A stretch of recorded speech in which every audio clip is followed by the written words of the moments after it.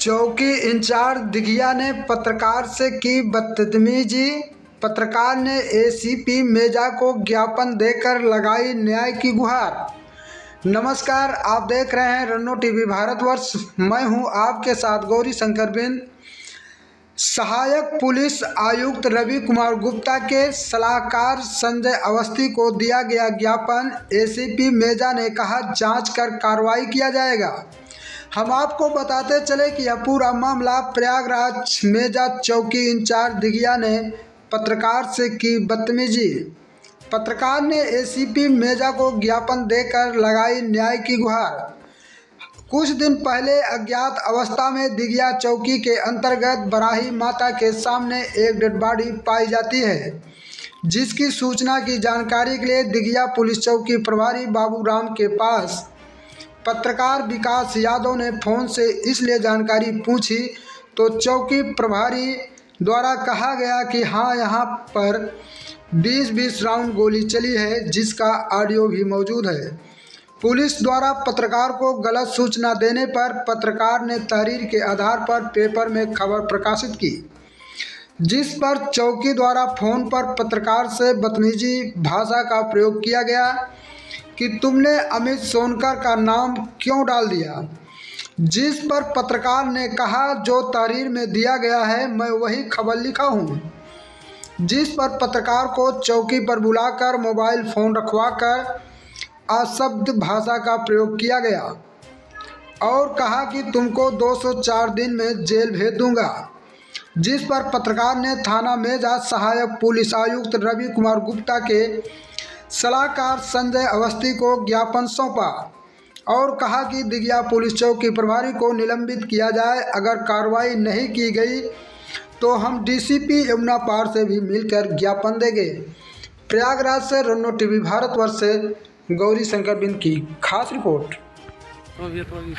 विकास, कौन से पेपर देखते हैं आप? हम देखते हैं इस समय सूरज वार्ता।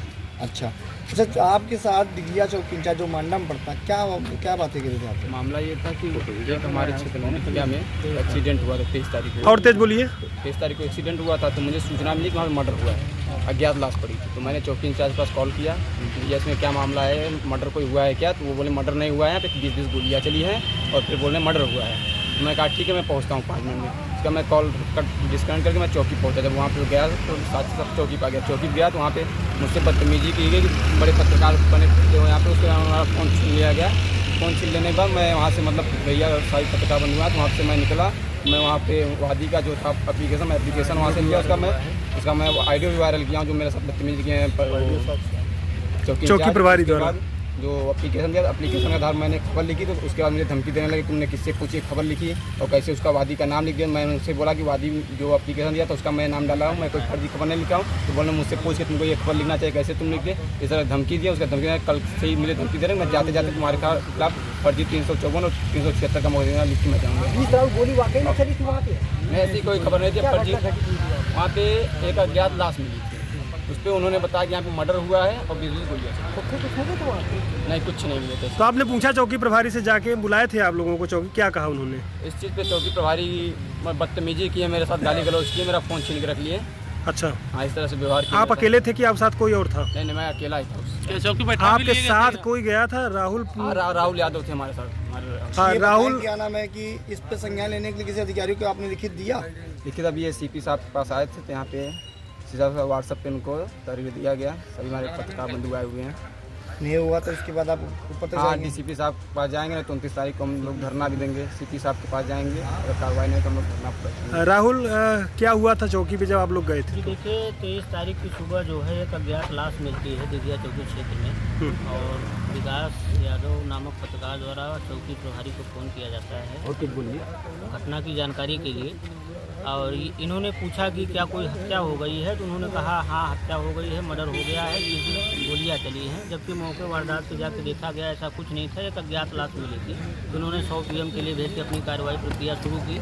उसमें जिस वादी द्वारा, जिस राहगीर द्वारा एप्लीकेशन दिया गया कि सूचना उनको प्राप्त हुई, उसकी फ़ोटो इन्होंने अपने फ़ोन में खींचा और उसी बदौलत जो है वो भड़क उठे, इनके साथ अभद्रता किए और तमाम जो है उल्टी सीधी बातें की है। फर्जी केस में जेल भेजने की धमकी दे रहे हैं लगातार। क्या चाहते हैं सूबे के मुखिया देखिए, आदित्यनाथ योगी जी से? हम चाहते हैं कि जो सूबे की सरकार पत्रकारों को व्यवस्थाएं उपलब्ध करा रही है उनके प्रति कटिबद्ध है और ऐसे लापरवाह चौकी प्रभारियों पर सख्त कार्रवाई हो ताकि पत्रकारों का मनोबल नीचा न हो, ऊंचा रहे, क्योंकि पत्रकार स्वतंत्र होते हैं, लोकतंत्र के चौथे स्तंभ हैं। इस संदर्भ में आपने किसी को एप्लीकेशन अभी तक दिया? जी, एसीपी मेजा को आज एप्लीकेशन दिया गया है। उनके कार्यालय में जो भी सक्षम अधिकारी थे आज वो है नहीं, आज वो शहर गए हुए हैं। उनको व्हाट्सएप पे तहरीर भेज दी गई है।